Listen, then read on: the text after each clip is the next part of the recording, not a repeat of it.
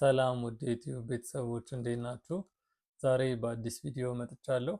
እንግዲህ ዛሬ ስለ ጆብ ኢንተርቪው ኩዌስችንስ ወይም ደግሞ በስራ ቅጥር ጊዜ ሊጠየቁ የሚችሉ ዋና ዋና ጥያቄዎችን ይዤላችሁ መጥቻለሁ። በዚህ ቪዲዮ አብረን እንመለከታቸዋለን ማለት ነው። እንግዲህ እንደሚታወቀው ኢንተርቪወሮች ከሁሉም አስቀድሞ ሊጠይቁን የሚችሉት የመጀመሪያው ጥያቄ ራሳችንን እንድናስተዋውቅ ወይም ደግሞ ራሳችንን እንድንገልጽ ነው።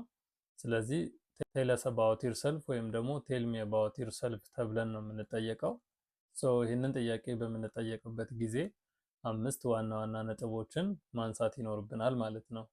ስለዚህ ራሳችንን እንድንገልጽ ወይም ራሳችንን እንድናስተዋውቅ በምንጠየቅበት ጊዜ ሁልጊዜም ከስማችን ነው መጀመር የሚኖርብን። ስማችንን ከገለጽን በኋላ ደግሞ ፕሌስ ኢንፎርሜሽናችንን ወይም ደግሞ የመጣንበትን አካባቢ ወይም የምንኖርበትን አካባቢ በመግለጽ እንቀጥላለን ማለት ነው። ከዚህ በመቀጠል ኤዱኬሽናል ባክግራውንዳችንን በአጭሩ መግለጽ ይኖርብናል ማለት ነው። ያ ማለት በምን የትምህርት ዘርፍ እንደጨረስን ወይም ደግሞ ትምህርታችንን እንዳጠናቀቅን ኤዱኬሽናል ባክግራውንዳችንን በአጭሩ ለጠያቂዎቻችን ወይም ለኢንተርቪወሮቻችን መግለጽ ይጠበቅብናል ማለት ነው።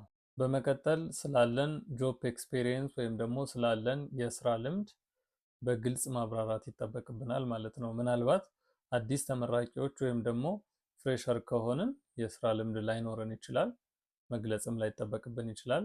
ነገር ግን ከዚህ በፊት ሌላ ስራ ከነበረ እና የስራ ልምድ ካለን የስራ ልምዳችንን በአጭሩ መግለጽ ይጠበቅብናል ማለት ነው።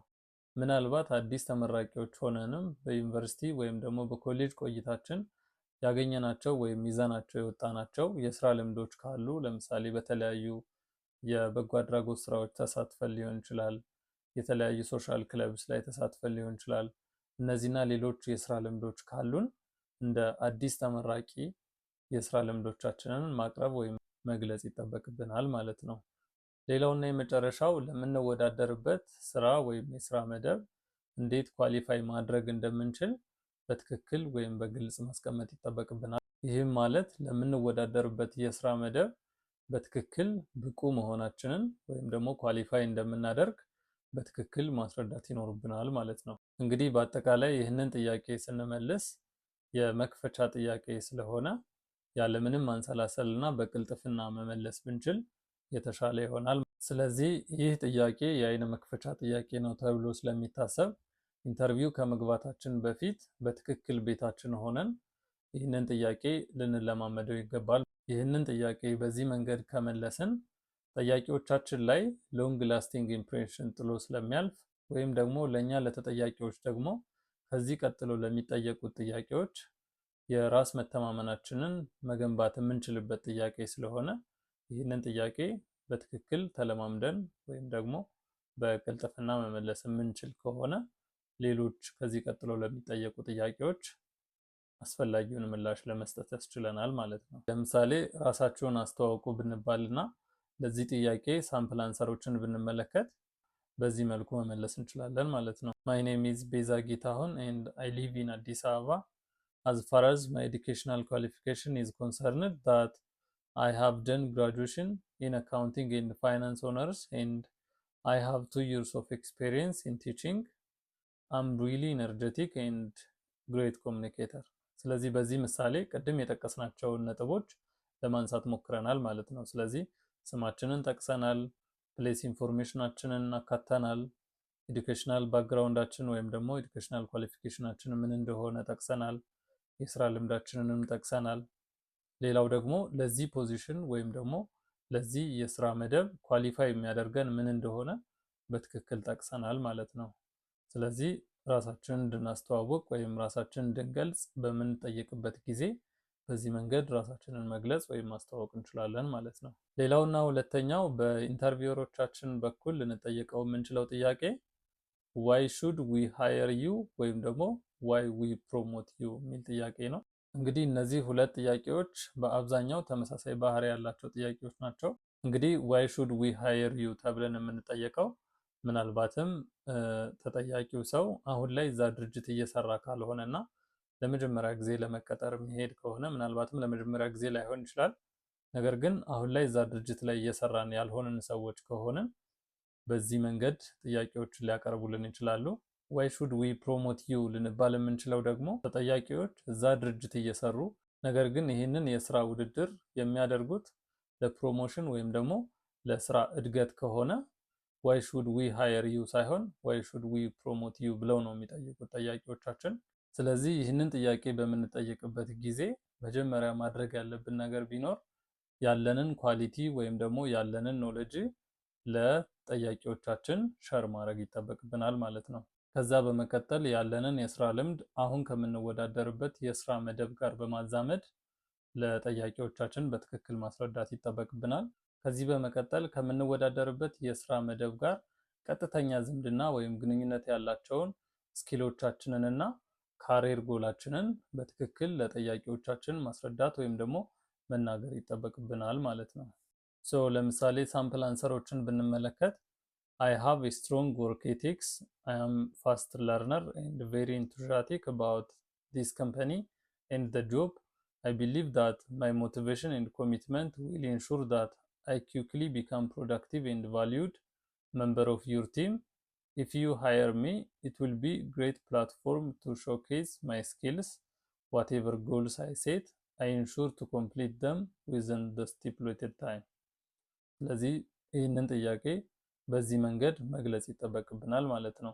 በአጠቃላይ ይህንን ጥያቄ በምንጠየቅበት ጊዜ ከምንወዳደርበት የስራ መደብ ጋር ግንኙነት ያላቸውን ስኪሎቻችን፣ ወርክ ኤክስፔሪየንሶቻችን፣ ኖሌጆቻችን እንዲሁም ካሪር ጎሎቻችንን በትክክል የምንገልጽበት ክፍል ይሆናል ማለት ነው።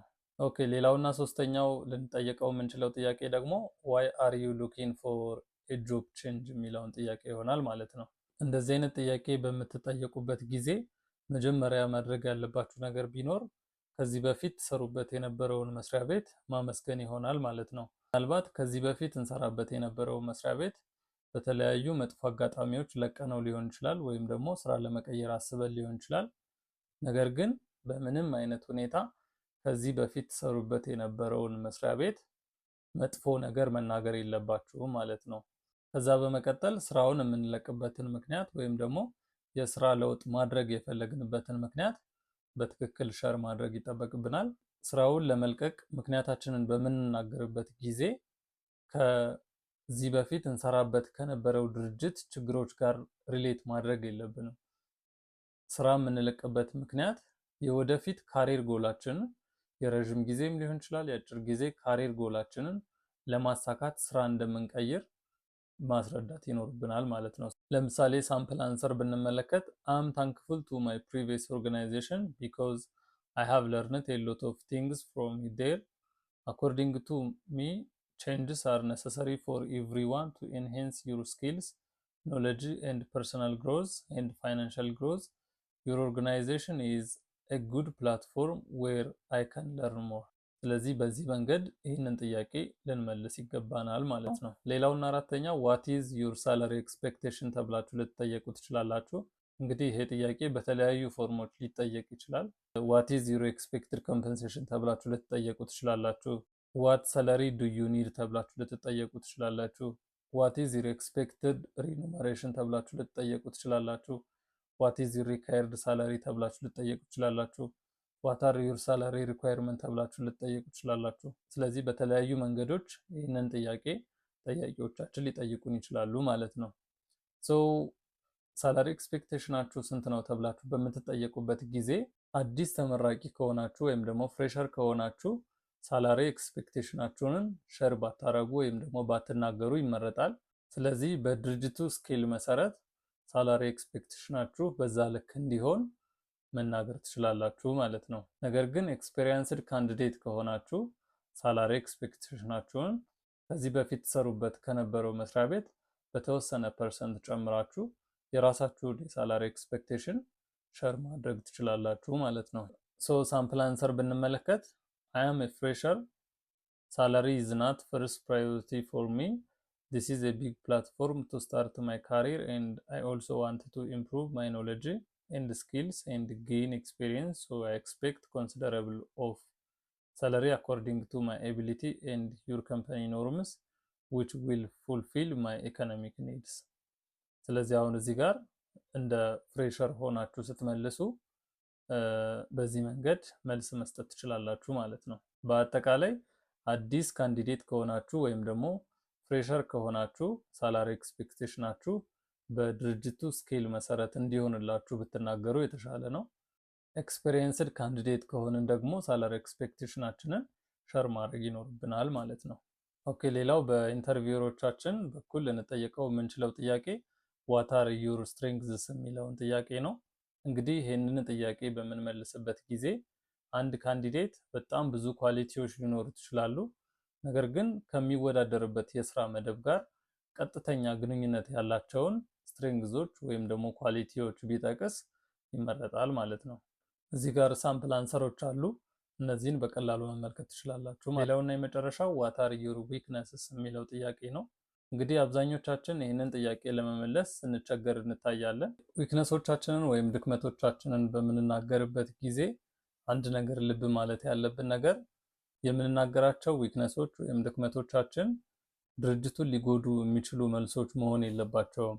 ስለዚህ ዊክነሶቻችንን ስንናገር ዊክነስ መስለው ነገር ግን ጥንካሬዎቻችን የሆኑ መልሶችን መመለስ ይጠበቅብናል ማለት ነው። ለምሳሌ ስትሬት ፎርዋርድ ነን ማለት እንችላለን። ለምሳሌ አይ ካንት ሴይ ኖ ዌን ሰማን አስክስ ፎር ሄልፕ፣ ሰዎች ለእርዳታ ሲጠይቁኝ እምቢ ማለት አልችልም ብንል ለምሳሌ አሁን እንዲሁ ስናየው ዊክነስ ነው የሚመስለው። ነገር ግን ሰዎችን ማገዝ ወይም ደግሞ ሰዎች እርዳታ ሲጠይቁን እርዳታ መስጠት፣ ሰዎችን ማገዝ ወይም ሰዎችን መርዳት በጎ ተግባር ወይም ደግሞ ጥንካሬ ስለሆነ እንደ ጥንካሬ ነው እንጂ እንደ ድክመት ሊወሰድ አይገባም ማለት ነው። ዊክነስ መስሎ ነገር ግን ጥንካሬያችን የሆነ መልስ ስለሆነ እንደዚህ አይነት መልሶችን ብንመልስ የተሻለ ይሆናል ማለት ነው።